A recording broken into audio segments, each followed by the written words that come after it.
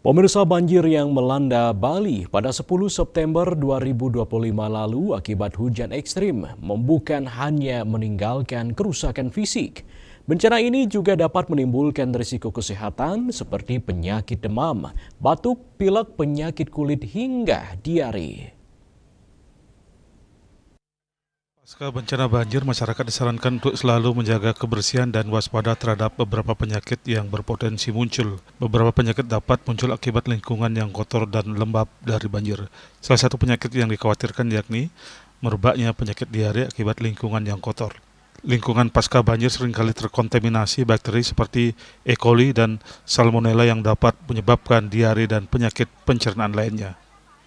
Penyakit diare pasca banjir dapat dicegah dengan menjaga kebersihan diri, terutama mencuci tangan dengan sabun dan air bersih, serta memastikan makanan dan air yang dikonsumsi aman dan higienis. Ya, mungkin saat ini musim banjir begini, penyakit seperti diare yang banyak, Bu. Tapi saat ini untuk Denpasar sendiri, di daerah lingkungan ini ya, Bu, untuk diare memang tidak terlalu banyak. Tapi flu, batuk, panas, batuk, pilek nih yang banyak, itu yang mesti diwaspadai juga. Jadi karena cuaca yang ekstrim, jadi penyakit yang memang banyak timbul adalah panas, batuk, pilek di sini.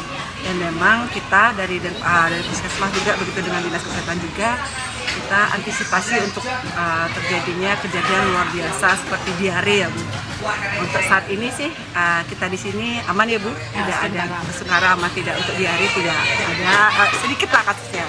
Hanya batuk pilek yang memang agak tinggi. Jadi untuk diare itu memang perlu diwaspadai. Perlu diwaspadai, karena kan kalau kita berhubungan dengan air ya, Bu ya, meluapnya air, nah kalau memang tergenang, nah itu yang di sana banyak bakteri sehingga bisa menimbulkan baik virus juga untuk kejadian kasus ini. Untuk itu masyarakat diharapkan tetap waspada dan selalu menjaga kesehatan untuk terhindar dari berbagai penyakit. Masyarakat juga dihimbau untuk selalu mencuci tangan dengan sabun, makan makanan dan minum minuman bersih, serta segera konsultasikan kepada ahli medis jika mengalami gejala penyakit. Sukma Bali TV.